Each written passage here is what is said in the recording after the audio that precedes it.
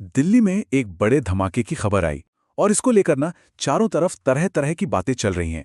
लेकिन सच क्या है? तो चलिए आज सारी अटकलों को एक तरफ रखकर सिर्फ उन पक्के फैक्ट्स पर नजर डालते हैं जो अब तक सामने आए हैं और इस पूरी गुत्थी को एक एक करके सुलझाने की कोशिश करते हैं। तो ये सब कुछ शुरू कब हुआ? तारीख थी 10 नवंबर 2025। यही वो दिन था जिसने दिल्ली में हलचल मचा दी और एक ऐसी इन्वेस्टिगेशन शुरू की जो कह सकते हैं आज भी जारी है। और ये धमाका हुआ कहाँ? दिल्ली की एक जानी मानी जगह लाल किले के इलाके में एक जोरदार ब्लास्ट हुआ जिसने न सिर्फ शहर में सनसनी फैला दी बल्कि जितनी भी सिक्योरिटी एजेंसीज थीं उन्हें फौरन अलर्ट पर ला दिया। अब देखिए, सोशल मीडिया हो या न्यूज़ चैनल, हर जगह खबरों की बाढ़ सी आ गई है।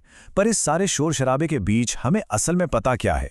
चलिए अब सिर्फ उन बातों पर फोकस करते हैं जो कंफर्म्ड है, जो पक्की खबरें हैं। तो पहला हिस्सा है लाल किले पर धमाका। मतलब जो बातें पक्की हैं पहले उन्हें समझते हैं।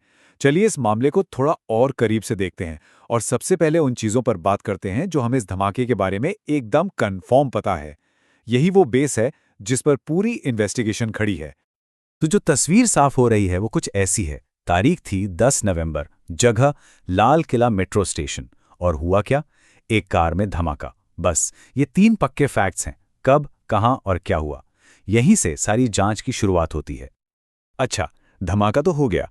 अब इसके बाद ऑफिशियल रिएक्शन क्या था? मतलब अथॉरिटीज ने क्या किया?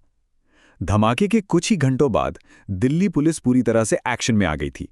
तो अब देखते हैं कि उन्होंने शुरुआती जांच में क्या-क्या कदम उठाए और उससे क्या कुछ हाथ लगा। पुलिस की जांच सीधे दिल्ली के 2 बहुत ही बिजी इलाकों पर जाकर रुकी। एक पहाड़गंज और दूसरा दरियागंज। इन दोनों जगहों पर तेजी से रेड्स की गईं। इससे यह अंदाजा लगता है कि पुलिस को कोई शुरुआती लीड जरूर मिली थी जो उन्हें सीधा यहां तक ले आई। और इन रेड्स का नतीजा क्या निकला? ये नंबर 4 सस्पेक्ट्स को पूछताछ के लिए हिरासत में लिया गया। और बस यहीं से मामला और भी ज्यादा उलझ गया। एक तरफ तो ये बड़ी कामयाबी थी, पर इसने कई नए सवाल भी खड़े कर दिए। तो अब बात करते हैं उन 3 अनसुलझे सवालों की, जो इस पूरे रहस्य की जड़ है। क्योंकि देखिए, जब भी कोई गिरफ्तारी होती है तो जवाब मिलने के साथ साथ कई सवाल भी पैदा होते हैं। और इस केस में तो जवाबों से ज्यादा सवाल ही सामने आ गए हैं। तो सबसे पहला और सबसे बड़ा सवाल, आखिर ये सब किया क्यों गया? इसके पीछे का मोटिव क्या था?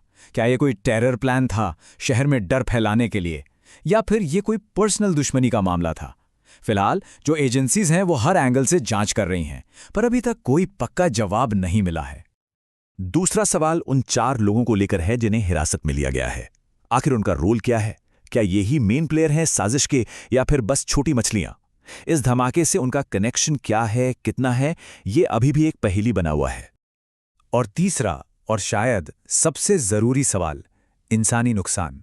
मतलब इस हमले में कितने लोगों की जान गई, कितने घायल हुए? देखिए, मीडिया में ना अलग अलग नंबर्स आ रहे हैं, लेकिन अभी तक कोई ऑफिशियल कंफर्मेशन नहीं है और इसी वजह से कंफ्यूजन और भी ज्यादा है। तो अगर हम सब कुछ एक साथ रखें तो तस्वीर क्या बनती है? मोटिव पता नहीं, हिरासत में लिए गए लोगों का रोल साफ नहीं है, और कैजुअल्टी का सही आंकड़ा, उस पर भी अभी सवालिया निशान लगा हुआ है। मतलब ये 3 बड़े चैलेंजेस हैं इन्वेस्टिगेटर्स के सामने। तो सवाल है, अब आगे क्या होगा? देखिए, ये कहानी यहां खत्म नहीं होती, बल्कि ये तो बस शुरुआत है। ये एक ऑनगोइंग इन्वेस्टिगेशन है और ये मानकर चलिए कि आने वाले दिनों में कई और नई बातें सामने आ सकती हैं।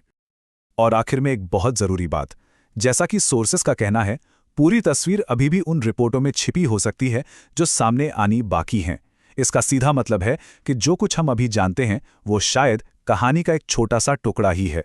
असली सच तो अभी भी कहीं दबा हुआ है। और सबसे बड़ा सवाल यही रह जाता है, जब वो सच सामने आएगा तो उसका दिल्ली और पूरे देश के लिए क्या मतलब होगा।